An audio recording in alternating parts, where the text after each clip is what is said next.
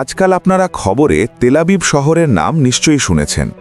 এটা ইসরায়েলের সেই শহর যা নিয়ে তাদের অনেক অহংকার ছিল, কিন্তু ইরান সেই অহংকার এমনভাবে ধুলায় মিশিয়ে দিয়েছে যে আজ তেলাবিব শহর ধ্বংসস্তূপে পরিণত হচ্ছে।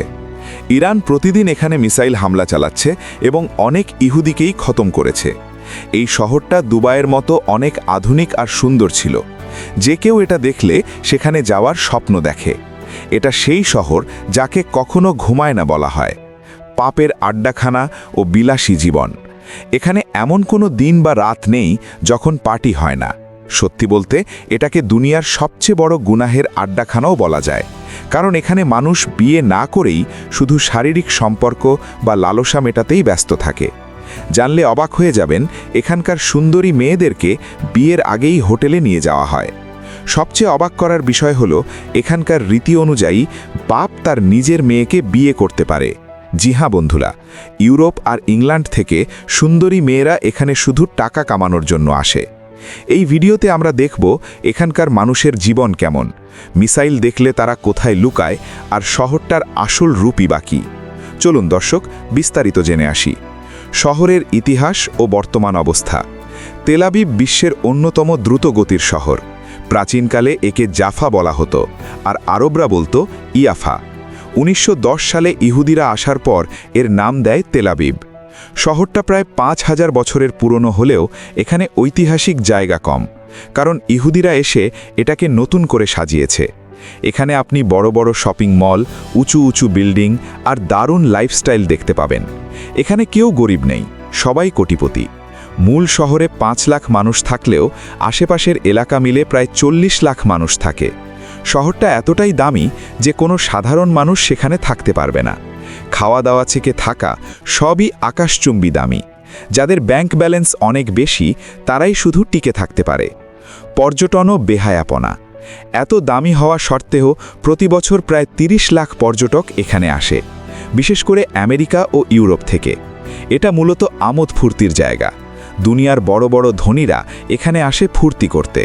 সমুদ্রের ধারে দামি হোটেল আর সুইমিং পুলে প্রতিদিন উলঙ্গ হয়ে নাচ, গান আর পার্টি চলে।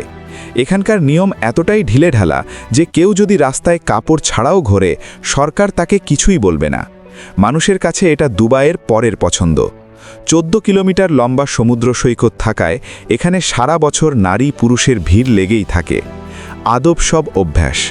তেলাবিবের মানুষ কুকুর খুব পছন্দ করে। তারা কুকুরকে পরিবারের সদস্যের মতো রাখে। এছাড়া এখানে মদ খুবই সাধারণ বিষয়। মুসলিম দেশ না হওয়ায় বাচ্চা থেকে বুড়ো সবাই মদে চুর হয়ে থাকে। বর্তমানে যুদ্ধ পরিস্থিতি। বর্তমানে ইরানের মিসাইলের হামলায় এখানকার অনেক বড় বড় বিল্ডিং ধুলোয় মিশে গেছে।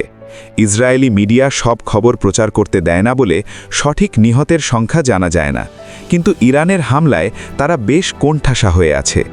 শহরে মিসাইল আসার সাথে সাথেই সাইরেন বেজে ওঠে এবং মানুষ মাটির নিচে বানানো ব্যাংকারে গিয়ে লুকায়।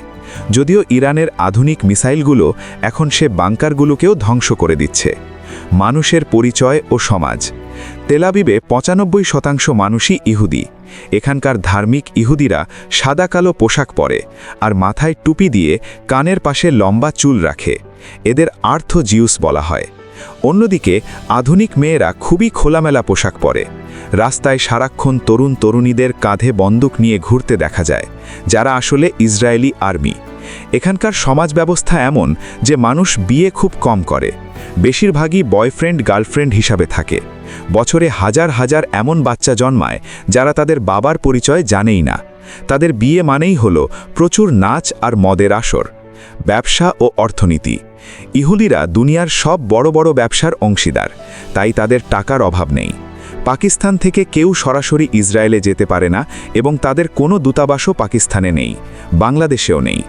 ইসরায়েল সবচেয়ে বেশি ভয় পায় ইরান আর পাকিস্তানকে, কারণ পাকিস্তান একটি পারমাণবিক শক্তিধর দেশ। তবে ভারতের সাথে ইসরায়েলের সম্পর্ক খুব ভালো।